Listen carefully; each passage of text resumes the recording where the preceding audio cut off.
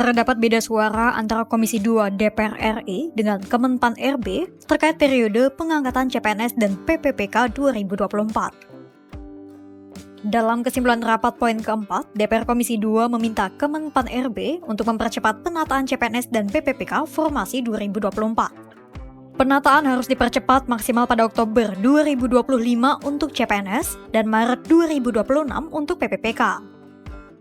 Wakil Ketua Komisi 2 DPR RI fraksi PDIP, Arya Bima pun buka suara terkait polemik pengangkatan CPNS dan PPPK 2024 ini.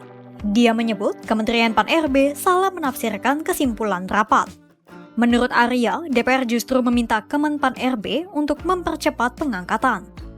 Batas waktu pengangkatan CPNS pada Oktober 2025, sementara bagi PPPK pada Maret 2026 tidak boleh lebih. Arya menegaskan, bukan berarti pengangkatan CPNS dan PPPK di seluruh instansi harus dilakukan serentak sesuai batas waktu yang diberikan, yakni Oktober 2025 dan Maret 2026. Justru, jika sudah ada instansi yang telah menyelesaikan penataan lebih cepat, DPR RI meminta untuk sesegera mungkin melakukan pengangkatan.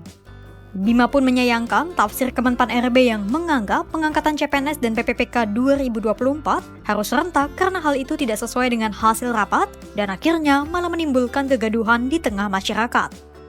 Oleh karena itu, Komisi 2 DPR RI menurut Bima akan kembali memanggil Menteri Pan RB, Rini Widiantini dan jajarannya. Bima menyebut tak menutup kemungkinan pihaknya juga akan merevisi keputusan soal pengangkatan CPNS dan PPPK 2024. Senada dengan Arya, Wakil Ketua Komisi 2 DPR RI fraksi Golkar, Zulfikar Arse, juga ikut menegaskan bahwa Oktober 2025 dan Maret 2026 itu adalah batas waktu bukan perintah pengangkatan serentak. Artinya, bagi instansi yang sudah menyelesaikan penataan, bisa saja melakukan pengangkatan sebelum batas waktu yang diberikan. Sebelumnya, Deputi Bidang SDM Kemenpan RB, Aba Subagiam mengumumkan pengangkatan CPNS akan dilakukan serentak pada 1 Oktober 2025 dan bagi PPPK pada 1 Maret 2026. Adapun Menteri Pan RB Rini Widiantini menyebut keputusan pengangkatan CPNS dan PPPK 2024 secara serentak merupakan keputusan bersama pemerintah dan DPR. Dia memaparkan 4 pertimbangan keputusan itu. Pertama, karena adanya kebutuhan penataan dan penempatan ASN untuk mendukung berbagai program prioritas pembangunan nasional.